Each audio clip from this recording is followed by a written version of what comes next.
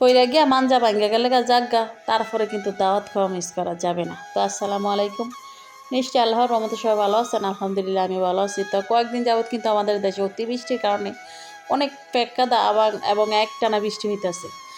তো আজকে আমরা দাওয়াত খাতে যাইতেছি আমার বড় ফুফুর বাড়িতে। তো আমাদের পাশের গ্রামই, তো আমরা বোনেরা সবাই মিলা যাইতেছি একসাথে।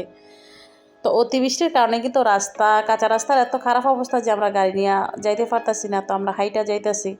তো ছোটোবেলার মতো আজকেও ছোটোবেলায় যে রাস্তা ধরে হাইটা যাইতাম ফুফুর বাড়িতে, আজকেও আমরা হাইটা যাইতেছি ওইভাবেই। তো এটা হচ্ছে আমাদের ফদুয়া সিরিয়ারচর দরগা বাড়ি। তো এই বাড়ির উপর দিয়ে কিন্তু আমরা ছোটোবেলায় ফুফুর বাড়িতে যাইতাম। তো আজকেও কিন্তু এইভাবে আমরা হাইটা যাইতেছি, কারণ গাড়ি নিয়ে যাওয়া সম্ভব না। তো আসলে অন্যান্য দিন একটু থাইমা থাইমা বৃষ্টি হয়, তবে আজকে অনেক বৃষ্টি হইতেছে, একটানা বৃষ্টি হইতেছে।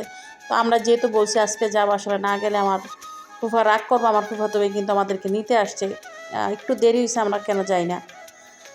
তো দেখেন আমরা কিন্তু চলে আসছি আমরা আমাদের পাশের গ্রাম মহিষমারি গ্রামে। তো এখানে তো আসলে বিশ্বকাপ ফুটবলের উন্মাদনা তো সব জায়গায় দেখা যায়, এখানেও দেখলাম।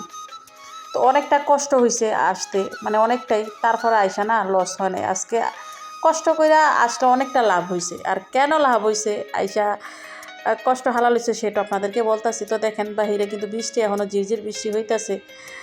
তো অনেক গরমে বা রোদ্রের সময় কোথাও গিয়ে কিন্তু একটু আরামায়েশ করে খাওয়া যায় না।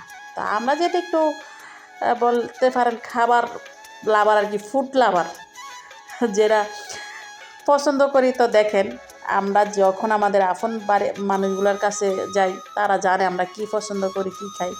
তারা কিন্তু ওই মতো করে রান্নাবান্নার ব্যবস্থা করে। দেখেন 2 রকমের ভর্তা করছে, 3 রকমের ভর্তা করছে। এখানে শুটকির ভর্তা ছিল, তারপরে চিংড়ি মাছের ভর্তা, আরেকটা ভর্তা আছে যে ছোট ছোট আলুর খোলার মধ্যে টাইলা ভর্তা করে। তারপরে শাক।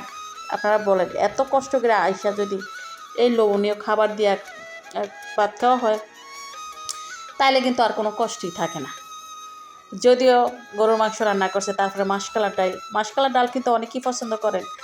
তো এটা হচ্ছে আমার বড় ফুফুর বাড়ি। আসলে আমার ফুফু যদিও পৃথিবীতে নাই, তারপর আমরা চেষ্টা করি, মানে আমার ফুফাতো ভাই এবং আমার ফুফু আছে, তাদের সাথে সম্পর্ক যাতে আমাদের বজায় থাকে।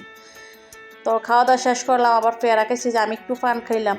তো আমার ফুফু যখন পৃথিবীতে ছিল, তো দেখেন এটা আমার ফুফাতো ভাই, আমার একটা ফুফাতো ভাই, ও একটু সরল সোজা, আপনারা এলাকার সবাই চিনবেন।